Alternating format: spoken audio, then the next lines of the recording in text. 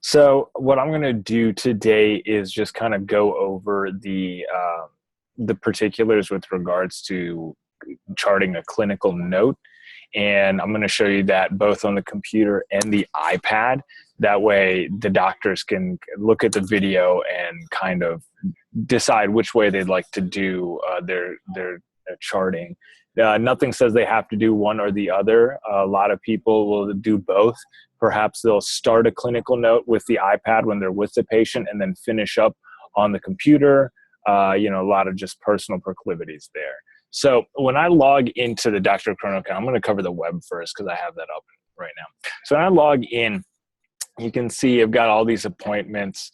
So I'll just use this appointment right here with Michael as an example. I click into it in the calendar, and then, excuse me, when I generate the appointment pop-up, the easiest way to start charting a clinical note is to hit View Clinical Note.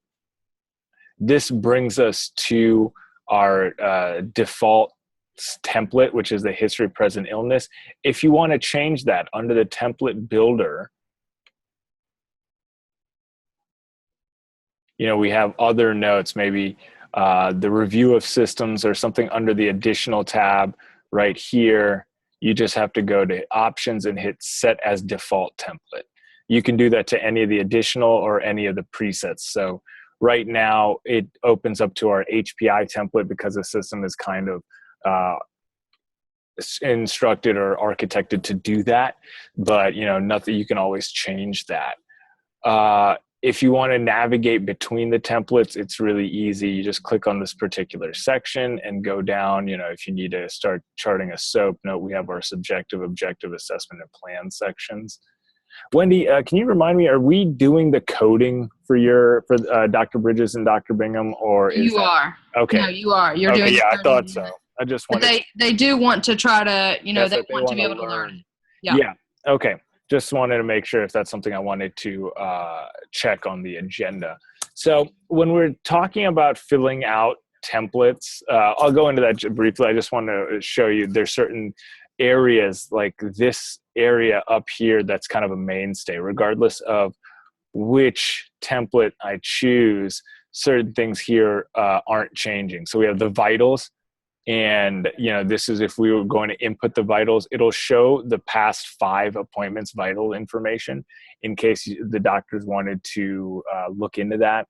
Also, if the front staff or somebody else is taking the vitals, the providers, Dr. Bingham, Dr. Bridges, can click on vitals here to see what they've put in for today's date of service. So you can kind of check what has been put in. You also have the option of printing just this portion of the clinical note, or faxing just this portion, just the review of systems, if you want to do certain sections separately.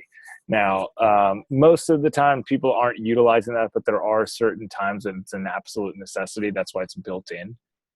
Also, regardless of which template I go to, certain things up here don't change. So if I click on View Appointment, it opens up our appointment pop-up, where we have our billing tab, vitals, revisions, and so forth, if you need to look at that. If I look at the quick history, it takes me to the Documents tab of the patient's chart, so you can look at the uploaded documents, any other signed consent or locked consent forms, locked clinical notes, signed consent forms, so forth, if you need to look at. And then this is a feature that's actually pretty popular amongst our providers, is copying from a previous clinical note. Now, obviously, because this patient doesn't have previous appointments, we can't utilize that. So I'll just bring up my employee account briefly just to show you what it looks like. And I don't have any appointments scheduled, so I'll schedule for Bruce Wayne. Actually, we'll do Eric Clapton. So I schedule an appointment for Eric Clapton. I'm purposely not choosing from my appointment profile list just because make it easy. So here, if I hit copy previous note, you can see there'll be a drop-down menu of all of the previous appointments that this patient has had. So, you can select, maybe I want a copy from my appointment in January. And when you do that, you can select the entire clinical note right here, just every template, the note in its entirety, or I can just select maybe just the SOAP note part of it. And the billing, because the billing tab includes the ICD-10 codes and the CPT codes and whatever else. So you can choose which templates you'd like to include and which ones you wouldn't. So just kind of a little preview there. So you have that option when you copy from a previous note. Now, if you find that you want to constantly copy over a template. So let's say we're dealing specifically with the general surgery short form, and it's something that needs to be copied over every single time. It doesn't make sense to hit copy previous note, because that's something that needs to be manually done every time. Instead, what you can do is under the clinical tab, going back to exactly how we set our default template, maybe I want this general surgery short form to constantly carry over. I just hit the options and I select make template persistent. That way the system just kind of automatically copies it over. Something that you guys may want to utilize. Just wanted to point that out. So that's everything. And of course, our gallstones is our chief complaint. It comes from the reason for visit in the clinical or in the appointment pop-up, and it functions as our chief complaint on our clinical note. Okay. Now, when we're charting a note, we have a lot of, regardless of whether it be something that's made custom or one of our stock templates, we have a lot of fields that can be utilized. So I can use my switches and my drop down. So if my skin was within normal limits, I could turn that on. However, but if my lungs were not within normal limits, I can choose the abnormality and fill it in with comments. So that's adhering to and I'll just kind of test this out. This is adhering to the formatted questions that we have, but nothing says that you have to do that. If Dr. Bridges or Dr. Bingham prefers to free type as opposed to clicking on buttons and using drop-down menus, you can just free type your note by scrolling to the bottom and using our notepad here. Now, if you notice, when I click in my top right-hand corner, I have a macros drop down. And then anytime I click into a comment section, so something where I would use my keyboard to fill out, I get a macros pop-up window, and I have this drop down here. So macros allow us to essentially copy previous text and then paste it into the desired portion of the template. So under the clinical tab, if I click on macro buttons,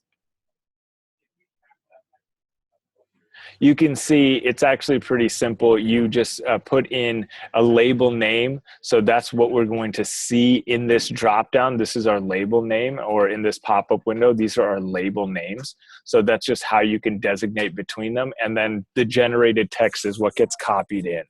Now, so if you have any sort of text or maybe sentences or phrases that the doctors are using with any sort of frequency, we'll want to make sure that we create a macro, just because it becomes very easy to just click a button and have the text populated rather than manually type it out.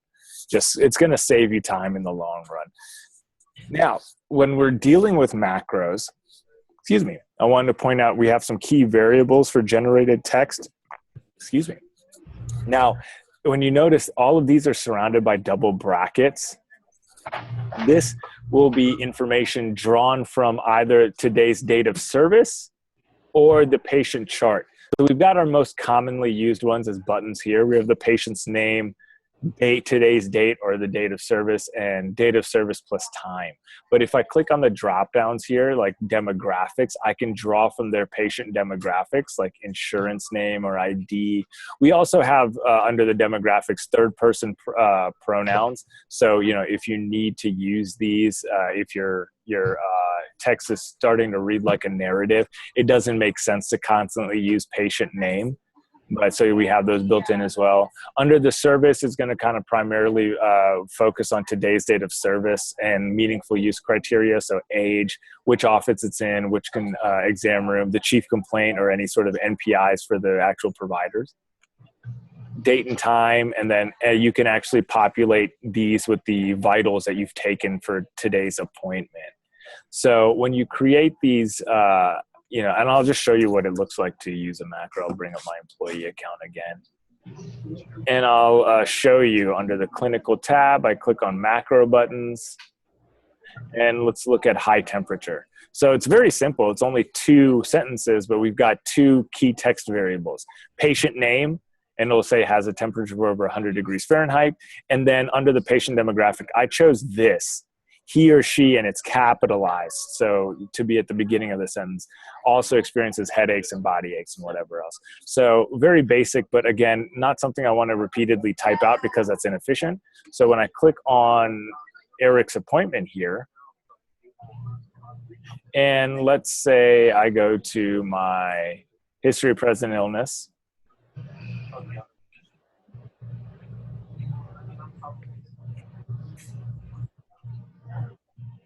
okay, so I have a different HPI than you just because I've been playing around with the account. But maybe I want to do my MedFam social history. Okay, so under here, under comments, you can see I've got those list of macros. If I click on high temperature, like it shows, the patient name has a temperature of over 100 degrees Fahrenheit. It says he or she, so it refers to the gender or sex assigned in the patient demographics to choose the proper third person pronoun. It says also experiences headaches or body aches. So just to kind of highlight, that you definitely want to build out the macros so that the charting process is as seamless for the providers as possible. Now, fair warning, if you try to copy and paste your macros from a Word document or anything from Microsoft, there are going to be some issues just because of the way our system's coded out. So you would have to manually type those out. Just want to let you know in case you have certain kind of blocks of text that you're taking from a Word document.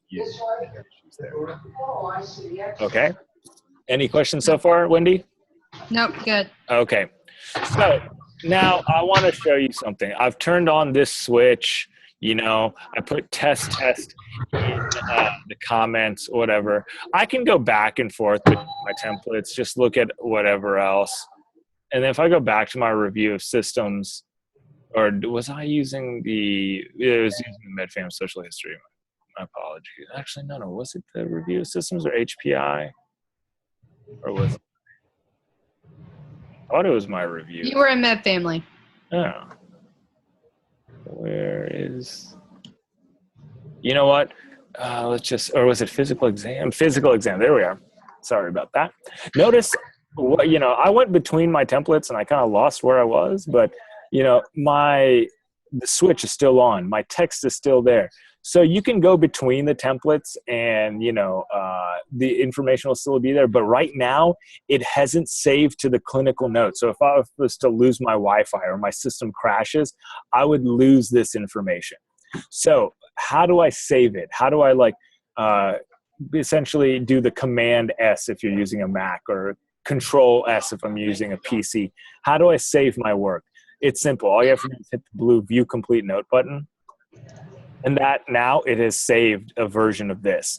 Obviously pretty basic, just my physical exam is included, but, it is something that has been now saved in the system. And if I now go back to my clinical note, now let's say you save and you want to continue to chart your note, like you're not done. All you have to do is click back into the templates and keep charting as if, you never left. That's going to be the easiest thing to do. But now if I go to my view appointment. Sorry, so how often should they click on that? You know what? That's going to be determined by you guys. You don't have to do it literally every word you type, but then again, you want to do it more than just at the end in case you lose. I'd say like every couple of minutes or so. Like as I switch between tabs or whatever? Yeah, that could be a good rule of thumb for them. Okay. Now, I'm sorry, Mister. How did you save it? you want to hit Dr. Bingham. You just hit this this button here. You click on that? Yeah, when you hit the blue Okay. View Complete Note button, that Okay. also functions like a save. Okay, got it. Mm-hmm. And now, really quickly, when I go to my revisions tab for this, notice we have a couple of iterations because I've hit View Complete Note a couple of times. So Okay. you can think of these when you go to the revisions tab as a save point. That's not on either. I'm sorry? So we're good. they don't have theirs muted. Just keep going. Oh, okay. All right.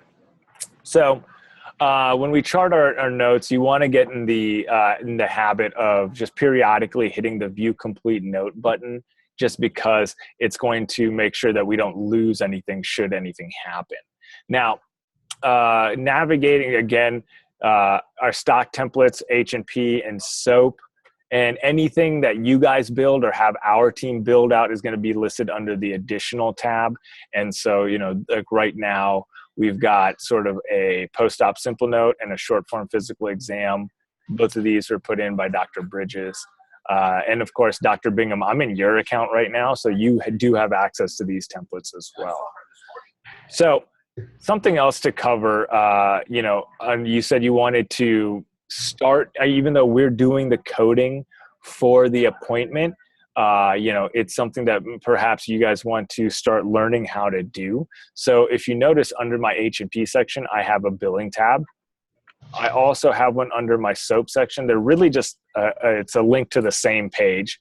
Okay. And here is where you can add in your codes. Notice we have a section for ICD-10 codes, CPT codes. Now you can search for them one at a time right now. So I can say headache and I'll get G43.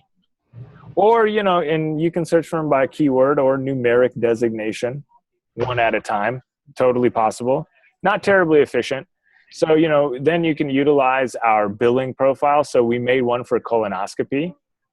If I select that, notice it has the ICD-10 code that we selected as well as our 2 CPT codes. So I know these prices, I know at least the price for the outpatient visit was put in as a placeholder. We may need to update that, but just letting you know, you can apply these billing profiles and we create them here under the schedule tab. When we go to billing profiles, you would create them here. And basically it's really easy. You just hit add new profile and then search the specific types of code you'd like included. So with our colonoscopy, we have our 2 CPT codes and our 1 ICD-10. And notice when I select that, you know, it adds these codes, all 3 simultaneously, way more efficient than looking each one of these up individually and then assigning prices. So that's one way of adding codes aside from manually searching and putting them in. The next is from our billing pick list. Now, Wendy, I know you shared this with us. My colleague is going to work to get the pick list based off your fee schedule into the system this week.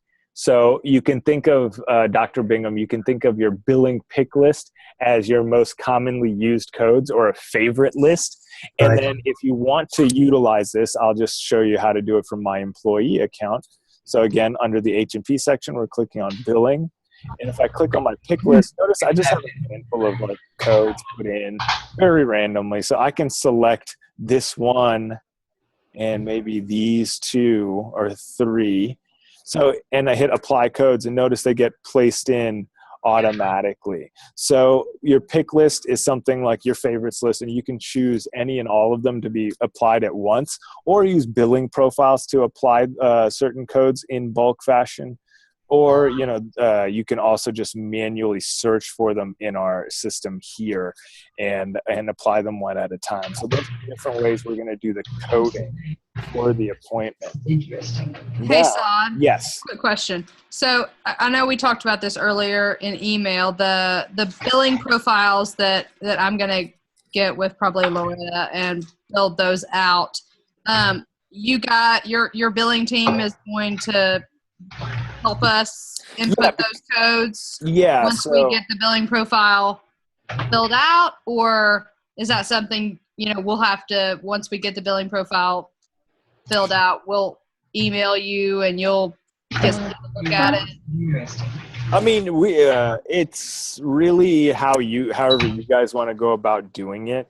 Now, if you want us to, the thing is, when you set an appointment to ready to code, our billing team is going to review it. So you can attach the codes from the billing profiles or the pick list, or we're talking about profiles specifically. So you can attach them, and then our team would then give you some constructive criticism and make any sort of like offers on how to rectify that. But yeah, essentially you can build out your billing profiles, and then our billing team could then look at them and help you to kind of make any sort of necessary changes to them. So as long as we have the procedure and the CPT code, then that's all they really need.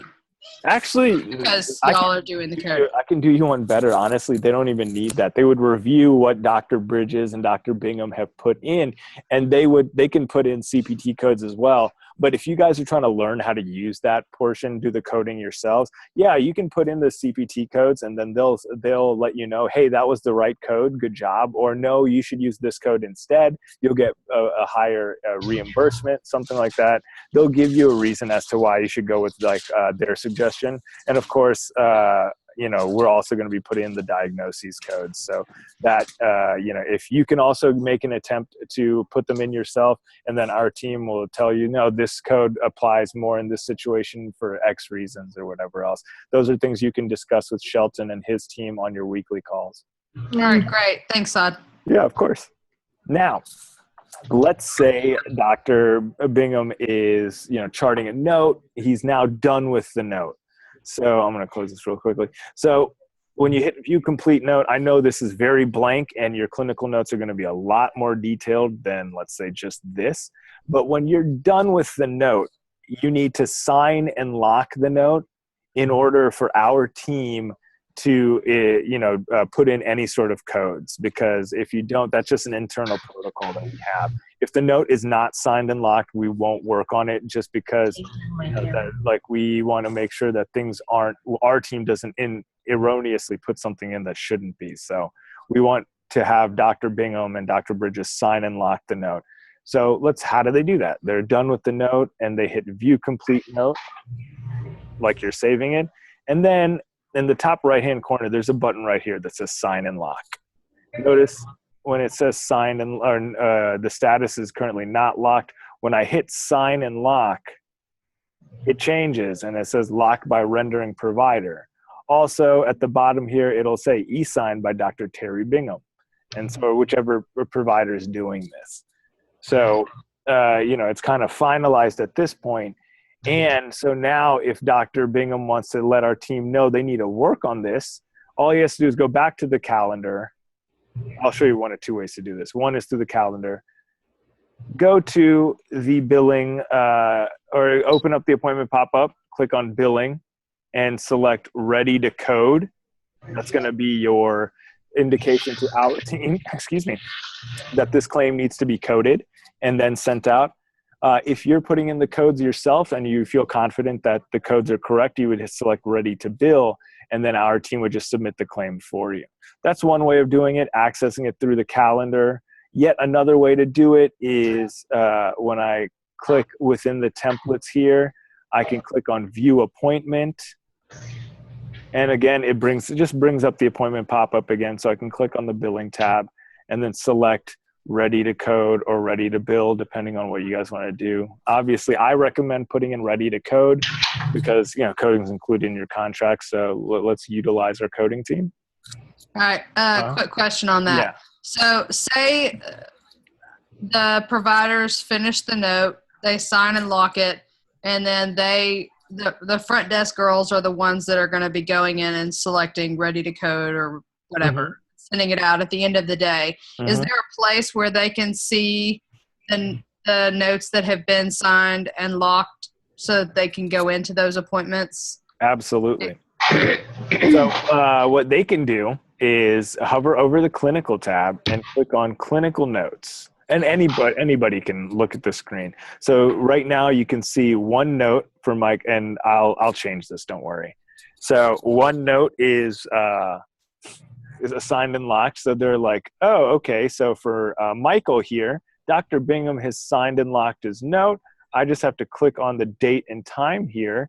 It opens up our little appointment screen, and then they can go to billing and select ready to code. Awesome. Perfect. Yeah. So they're going to be coming here to the clinical notes. You can filter by patient name. So it'd be like, oh, did Dr. Bingham finish for, Jessica, and just search by her name. You can also do a date range. So right now we're looking at last week and today. So you can always change those as well. You can filter by different providers. Right now it's all providers. So if you need to just look at Dr. Bingham, we would just not select Dr. Bridges or something like that. If you just want to, and then all you have to do is hit refresh, and then this should come up as nothing because Dr. Bingham doesn't have anything. So, but yeah, so you can apply different filters to kind of coax out which appointments need to be worked on. And of course, just click on the date and time, and so let's go to the billing tab and select ready to code. Also, Dr. Bingham, when he's charting his note, he can come here to the same page where we put in these codes, be it by the billing profile, the pick list, and he can go to billing status and just select ready to code himself. Of course, I'm going to change that because we don't want, let's see, I don't want people to work on this. So let's not accidentally code. Exactly. This guy. And notice it has to be signed and locked for our team to do anything. So I'm just going to come here and unlock it. So now even if our team does look at it, they're like, oh, it's not signed and locked, so I'm not going to do anything. That's one thing. Also, I wanted to show you that because you can unlock it, and now Dr. Bingham can go back in and make changes if you want. So if I go to my physical exam, I'm going to just undo everything I've done here. I'm going to turn that off. I'm going to delete this right here. Clicking.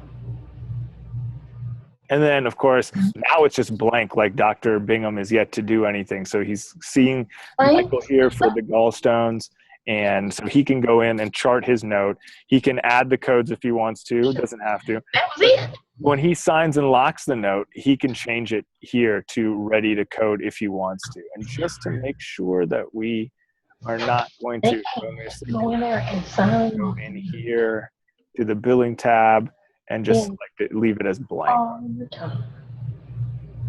All right. So that's charting on the computer. Wendy, are there any questions? Or Dr. Bingham, if you're on the session, do you have any questions? I don't know if Dr. Bingham's still there. Okay. And, No, it's not. Okay, it not a looks problem. good to me, but I have no idea because I don't clinically know. So. Not a problem. Of course, if he has any sort of questions, he can contact me at his discretion. I'm happy to help.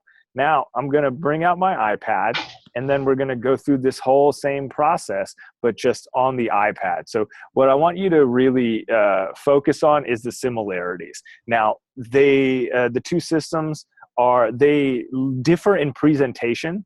So, the actual interface is going to be different, but for all intents and purposes, all the same functions are there. So give me just a second. I'm going to log into Dr. Bingham's account on the iPad just to kind of mirror what we're looking at here. So, okay, Terry Bingham, perfect. So we have our schedule. I'm going to log into the EHR. For security purposes, I have to do this while not on the recording. Give me just a moment here.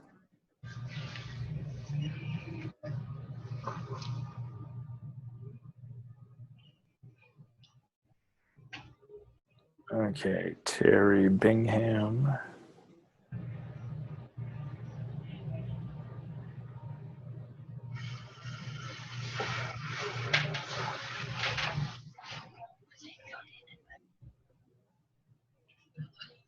Okay. I already know.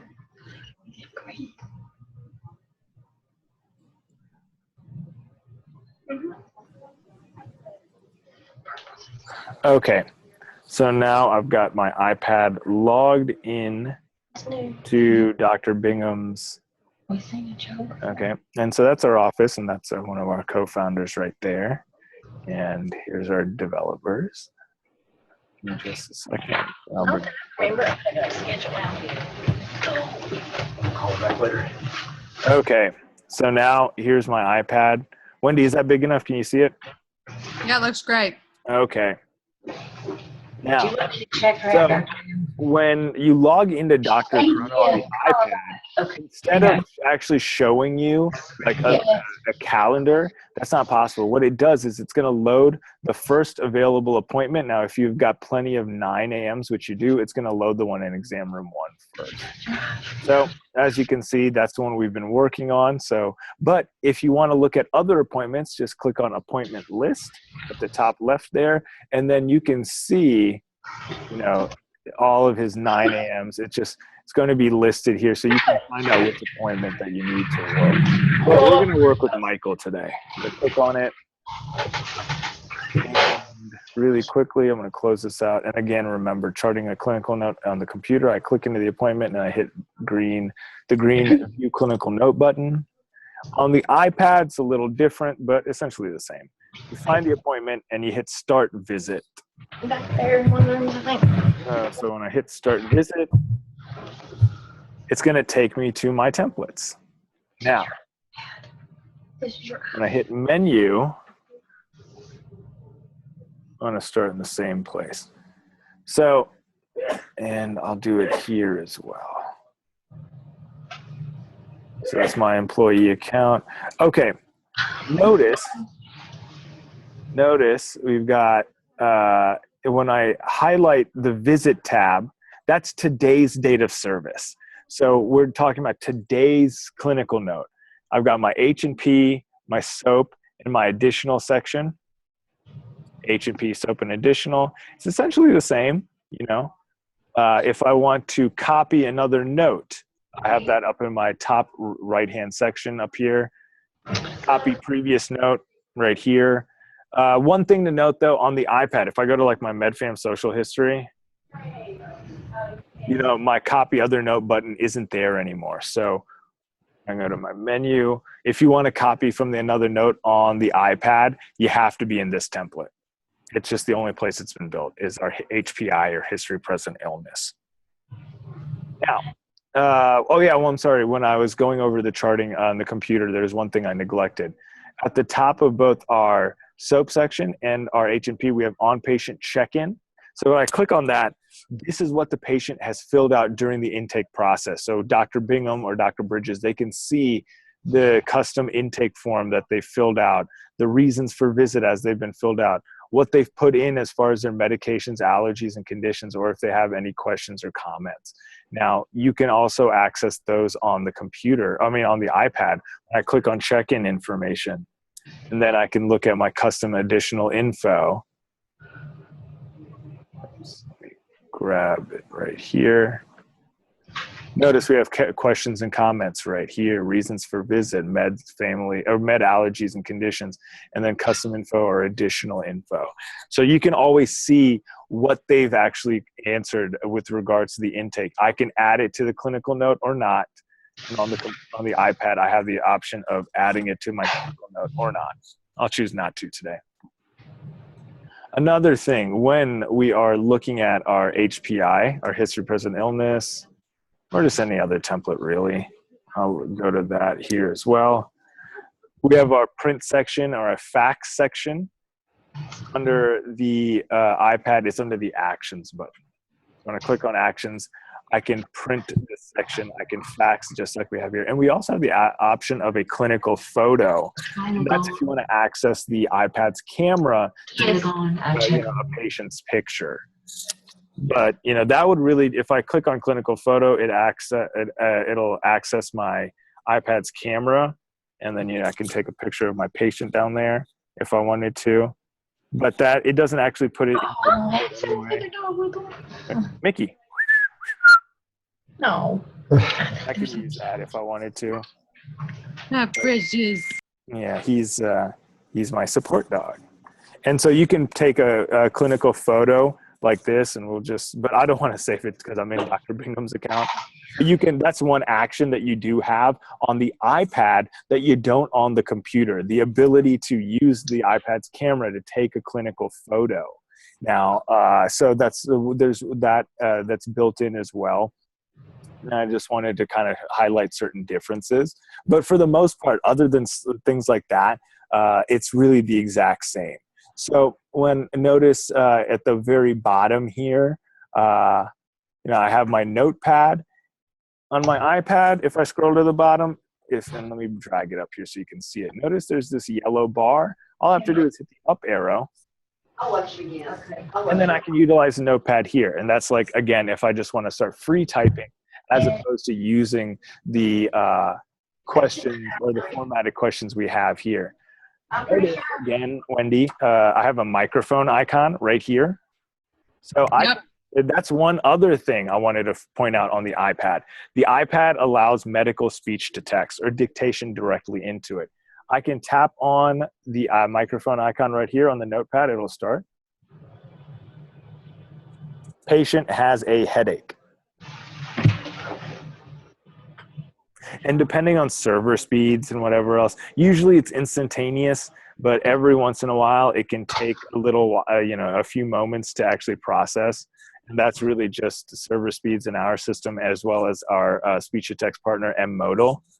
So, but you can see I have now put that in down there. I don't see it. Where is it? There he is. There it is. Okay. Dr. Bingham, you can also utilize basically you can utilize the microphone on your iPad anytime you're using the keyboard. So on the iPad, if you notice, any of these pencil icons denote a field that needs to be filled out with the keyboard. So if I click on that, it brings up my keyboard, and I can start typing here if I wanted to, or I can hit the microphone icon, and just like I did previously, patient has a headache. I can start dictating into it. Now, this feature has been turned on for your account. I recommend that you play around with the system and utilize it a little bit, because it can take up to 2 to 3 weeks for the engine to recognize your manner of speaking. It customizes itself to the way that you speak and the words that you use. So there may be some initial sort of like setup that you would have to do by continuously using this feature. And of course, if you go 30 days without using the medical speech to text, it automatically goes inactive. But if that happens, just send me an email. I can have it turned on like very, very quickly. So just or reactivated, Rob. Okay. Also, Wendy, remember when we were going over the macro buttons on the computer? So we have our macros here, patient name, and I click on here in the pop-up, we have patient name. On the iPad, your macros are anchored to the top of the keyboard. So here is where you would so I can just click in here and paste whatever that is as well. So just want to let you know. So in case you create a lot of macros, my recommendation is under the macro button here. My recommendation would be to have some sort of hierarchy in naming them. And of course, if I can click when the cursor turns to the crossed lines, I can drag my macros in whatever order I want. So I recommend having some sort of order so it becomes easy to find the macros if you tend to have a lot of them. Most people just go alphabetical order because that's the easiest thing to do. Okay. Now, and certain things I want to highlight. So when I click on my menu icon, notice that navigating between my templates, if I want to go, let's say, to the SOAP assessment, I click on SOAP, but then the menu goes away and it opens up actually just to our subjective. So I have to click on menu again up there. Then I can go to my assessment. So that's kind of, tapping into it twice when I don't need to. So instead of doing that, watch what happens when I rotate my iPad horizontally. That menu constantly stays open. Now I can go to my H&P, just tap on whatever, and they're like, oh, I want to go to my assessment. I can go to my additional tab. So, just Much nicer. Yeah, that can be a bit more seamless. The only drawback is it gives you less real estate on the right-hand side to actually chart your note. But if you're using a regular sized iPad, it shouldn't be an issue. I myself, I have a mini, so it does kind of give me limited real estate, but again, it's not terribly difficult. I just wanted to show that to you in case you wanted to make things a bit more efficient or seamless when you're bouncing between the templates. Okay, so I noticed the difference that we have in the computer and the iPad. This View Complete Note button is at the top of each section on the computer. On the iPad, it's at the bottom. That's your saving feature. Yes.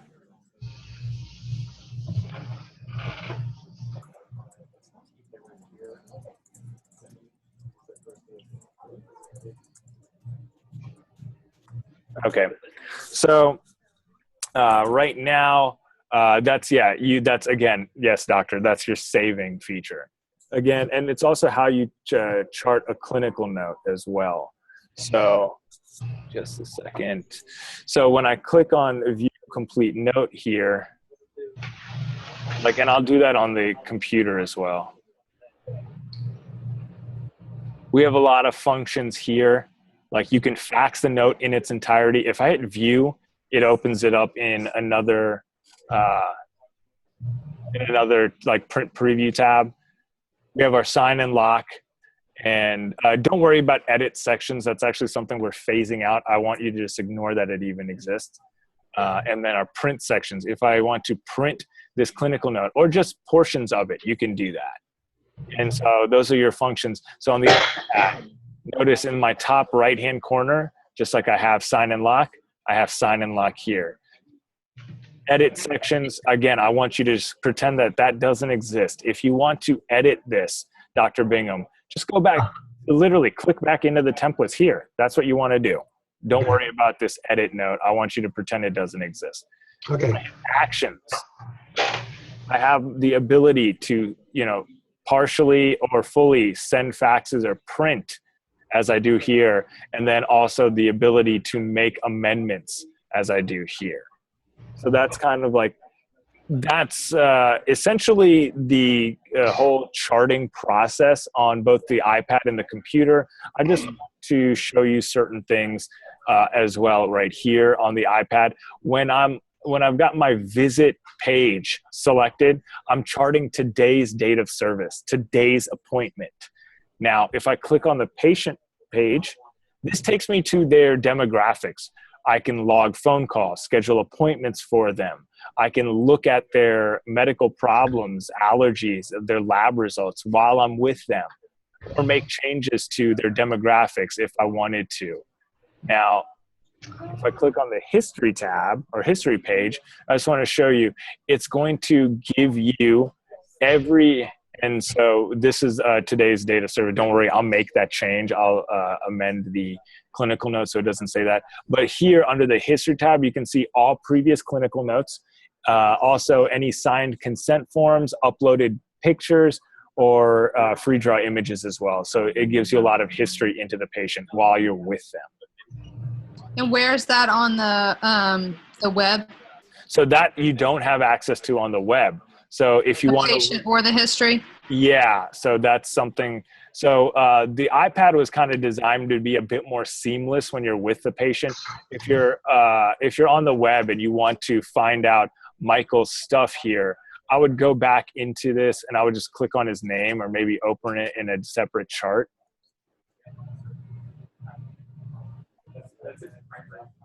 And then, now I can look at his documents to look at previously locked clinical notes, signed consent forms, or whatever else. So, and, I can click on his name here as well, like I did, to look at his demographics, but it's more seamlessly done on the iPad just because of the iOS sort of interface that we have. Is that the face sheet? And the demographic, is that the face sheet? It should be With their information on it. It's got all the insurance and everything. Name, date of birth, all that. So it sounds like this is designed to be best used with an iPad instead of a desktop. So, Dr. Bingham, to address that, it's from a provider's point of view, actually, yeah, I think it makes more sense to do your clinical documentation with the iPad. Now, it doesn't necessarily, that doesn't necessarily mean you have to use the iPad alone or just the computer. I was telling Wendy at the beginning of the session, a lot of people will start their clinical note using the iPad because that's when they're with the patient, and it's kind of easy to do that when you're interacting with your patient. And then maybe they'll come into the computer later on to finish their clinical note here. And anything that I type into the iPad automatically will go over to the computer and vice versa. As long as you can click the view complete note. Yeah, as long as you save everything correct. All right, we only have just a few minutes left. I want to know, or do you guys have any questions, something that I didn't go over, or maybe something you'd like me to elaborate on? Yes. I put a patient in just a while ago to remind me to see if he has scheduled his procedure. Mm-hmm. I could, and on the appointment screen, it's on August the 22nd. Mm-hmm. I could not find it on there, but when I went down below there and put click appointments right there, print appointments, on there. So why does it not show up on the regular schedule? Mickey Robinson. That's interesting. Let's take a look.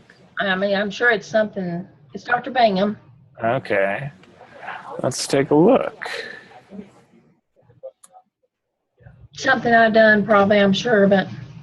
Is it because it's in exam rooms instead of let's see. daily? No, it would, so we have this, because yeah, it would be scheduled. Okay, so it's 8 a.m.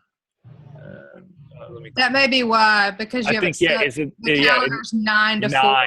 That's what I was thinking. It needs to be changed. Okay, can you change that then to 8 to 5? Because we have, that's where we put patients that's not being seen by the doctor. Yep, we need to change that time. That's why. That's why then, okay. Brilliant. Yeah. What would you do without me? Problem number one solved. Back to One the down, 1,000 second. more to go. There he is. There he is. Yep, that's it. Mm-hmm. Any other questions? Nope, that's all the question I had so far. What about you, Shanda? Anything come to mind? Ease of purpose. Remember, ease of purpose. So I think once we go ahead. Scanning. I just want to know, like, we've put patients in that are coming in the next few weeks.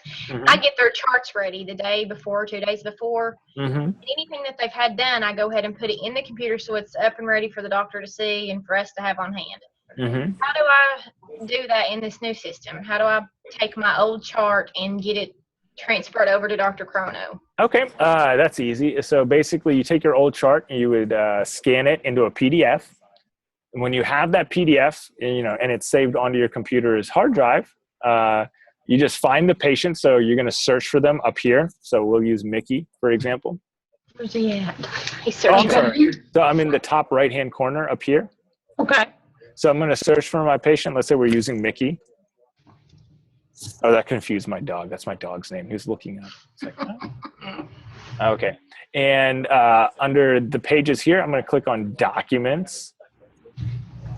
And here in your uploaded documents, this you would just hit Select Files to upload. It's going to scan your hard drive. You upload it right there, and then Dr. Bingham or Dr. Bridges would be able to view that on the iPad.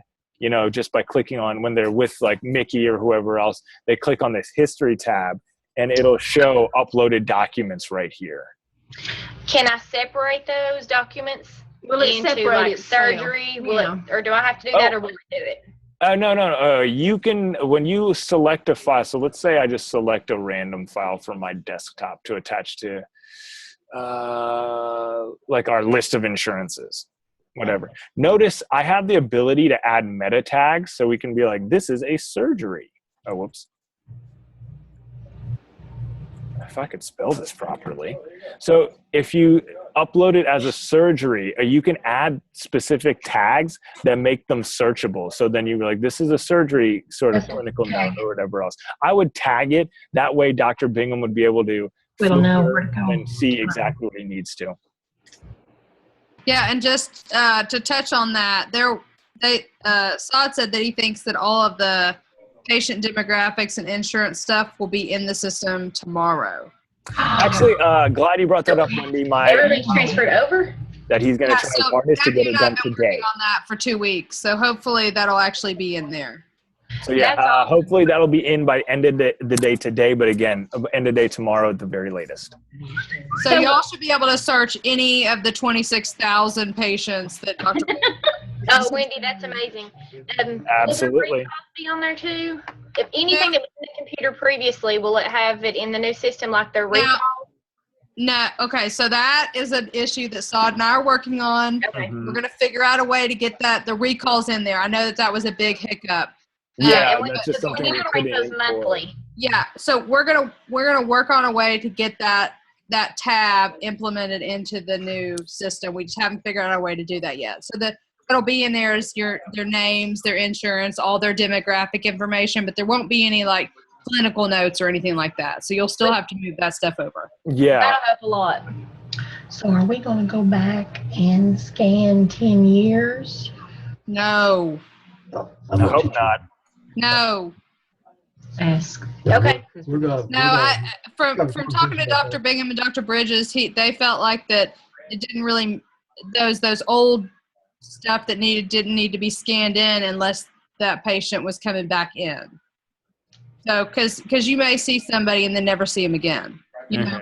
Well, if that's the case, if it transfers their stuff, that stuff's going to still be in there. But it's all electronic now. But it's in the cloud. I keep forgetting that. Yeah.